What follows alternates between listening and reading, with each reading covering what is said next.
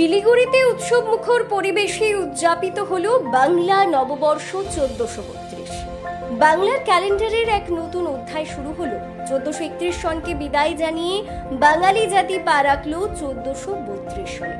নববর্ষ মানেই বাঙালির কাছে নতুন আশা, নতুন সম্ভাবনা আর প্রাণ ভরে বাঁচার নতুন শপথ।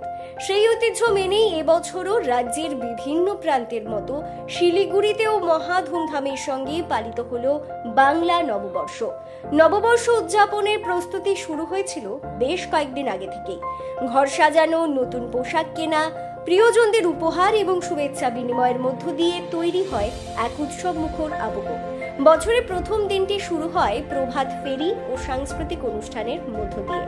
রঙিন পোশাক পরে ঘোরাঘুরি আর আনন্দে মেতে ওঠা সব মিলিয়ে শহর জুড়ে ছড়িয়ে পড়ে নববর্ষের আমেজ। শিলিগুড়ির বাঘাযতীন পার্কে আয়োজিত হয় এক বর্ণাঢ্য সাংস্কৃতিক অনুষ্ঠান। সেখানে উপস্থিত ছিলেন শহরের বিভিন্ন বিদ্যালয়ের কচিকাচারা, স্থানীয় শিল্পী, সাহিত্যিক, কবি এবং বিশিষ্টজনেরা। গান, নাচ, কবিতা, আবৃত্তি ও শোভাযাত্রার মধ্য দিয়ে নববর্ষকে স্বাগত জানানো হয়। এদিন নববর্ষের অনুষ্ঠানে বিশেষ অতিথি হিসেবে উপস্থিত ছিলেন শিলিগুড়ির মেয়র সহ শহরের গণ্যমান্য ব্যক্তিবর্গ।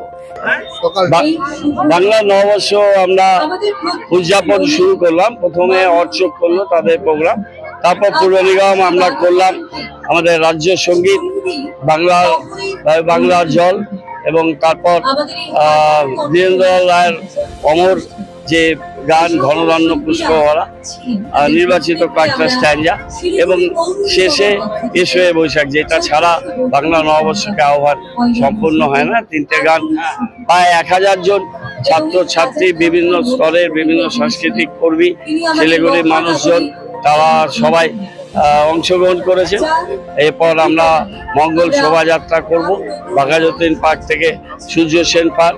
সেখানে আজকের আমাদের এই বর্ণাঢ্য শোভাযাত্রার মাধ্যমে সকালবেলা প্রভাতী অনুষ্ঠান আমাদের শেষ হবে, এবং তারপর বিকেলবেলা আবার 6:30 থেকে এখানেই বৈশাখী আড্ডা হবে। এর মধ্যে খেলাধুলোর বার পুজোও আছে পৌর নিগমে।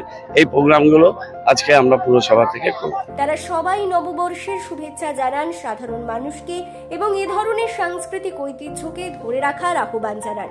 প্রতিবারের মতো এবারও নববর্ষ শিলিগুড়িতে শুধুমাত্র একটি উৎসব নয়, বরং বাঙালি সংস্কৃতির প্রাণস্পর্শী রূপ হয়ে উঠল।